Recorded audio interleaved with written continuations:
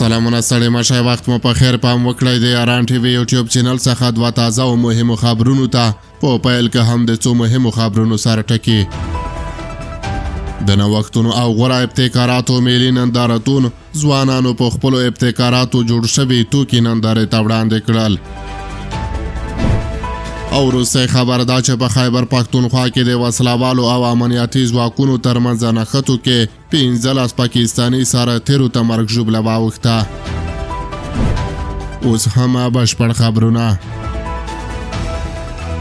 د نوښتونو او غوره ابتکاراتو ملي نندارتون کې ځوانان د ملاتړ غوښتونکي دي د افغانستان د نوښتونو او غوره ابتکاراتو د دویم ملي نندارتون په دویمه ورځ ځینې ګډونوال د سرپرست حکومت اعلی چارواکو غواړي چې د هغوی د تولیداتو په پراختیا کې ورسره مرسته وکړي دغه نندارتون تېره ورځ د یکشنبې په ورځ د کابل په بادامباغ کې پرانیستل شو او 4 ورځې به دوام وکړي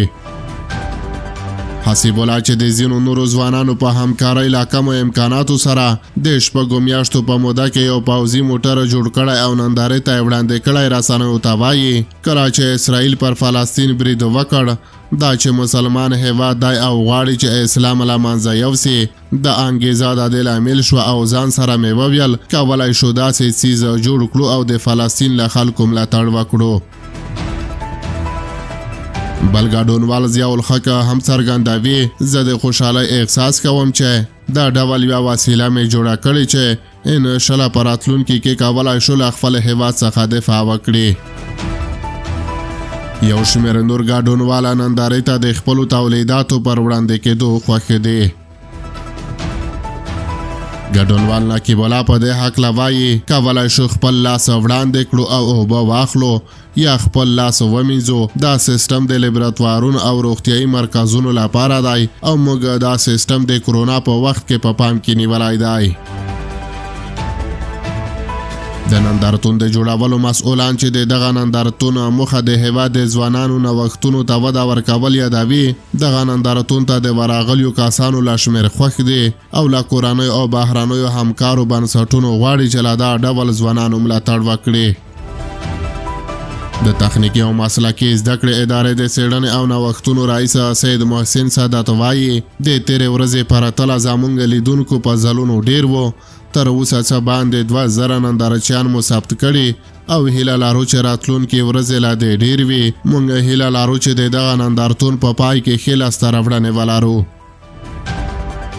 په دغه نندارتون کې د هیواد له 21 ولایتونو څخه شاوخوا 313 پروژې چې تخنیکي روباټیک او د کرنې وسایل پکې شامل دي د 4 ورځو لپاره په 80 غرفو کې نندارې ته وړاندې شوي دي او وروستی خبر دا چې په خیبر پښتونخوا کې د وسلوالو او امنیتي ځواکونو ترمنځ په نښتو کې 15 پاکستاني سرتیرو ته مرګ ژوبله واوښته د خراسان ډایري په نوم د یوې پاکستاني رسنۍ د راپور له مخې د خیبر پښتونخوا په تیره سیمه کې د وسلوالو او پاکستاني امنیتي ځواکونو ترمنځ په نښته کې 8 امنیتي ځواکونه او 9 وسلوال وژل شوي دي په دغه نښته کې چې څو ساعته دوام وکړ اووه پاکستاني عسکر او 6 وسلوال زخمیان شوي دي دغه نښتې د تیرا درې په بېلابېلو سیمو کې شوي دي د پاکستان د پوځ د سرچینو په وینا دغه عملیات د استخباراتي معلوماتو پر اساس پلان شوي وو او موخه د مهمو وسلوالو په نښه کول وو په پاکستان کې په دې وروستیو کې د وسلوالو او پاکستاني پوځیانو ترمنځ نښتو زور اخیستی او هره ورځ د امنیتي پیښو او دغه هیواد د امنیتي عسکرو د مرګ ژوبلې راپورونه ورکول کیږي